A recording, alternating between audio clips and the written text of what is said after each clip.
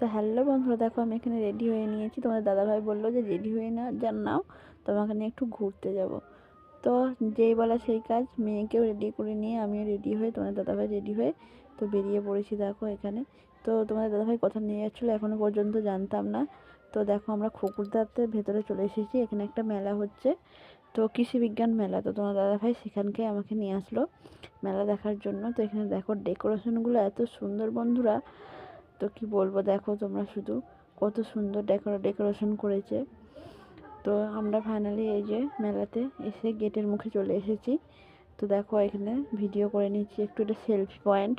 তো selfie point, অনেকেই সব সেলফি পয়েন্টে গিয়ে ছবি ভিডিও করছে। তো দেখো বন্ধুরা, আমরা ফাইনালি গেটের ভেতর দিয়ে চলে যাচ্ছি। তো ওখানে বাচ্চাদের মানে কবিতা অনুষ্ঠান, নাচ গান এইসব অনুষ্ঠান হচ্ছে। তো দেখো এখানে বন্ধুরা গেটের মধ্যে শুকনো লঙ্কা ঝুলিয়ে রেখেছে। এটাও কীরকম একটা ডিজাইন বলো।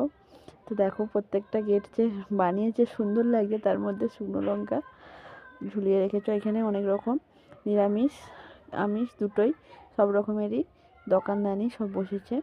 তো বন্ধুরা আজ বৃহস্পতিবার, তো সেরকম আমি কিছু খেতে পারবো না, তাই দেখো প্রথমেই এখানে মেলাতে চলে আসলাম যে বাচ্চাদের অনুষ্ঠান হচ্ছে। এখানে কিছুক্ষণ একটু দাঁড়িয়ে দেখে ভিডিও করে নিয়ে তো চলে গিয়েছিলাম আমরা একটু পাপড়ি চাট খেতে।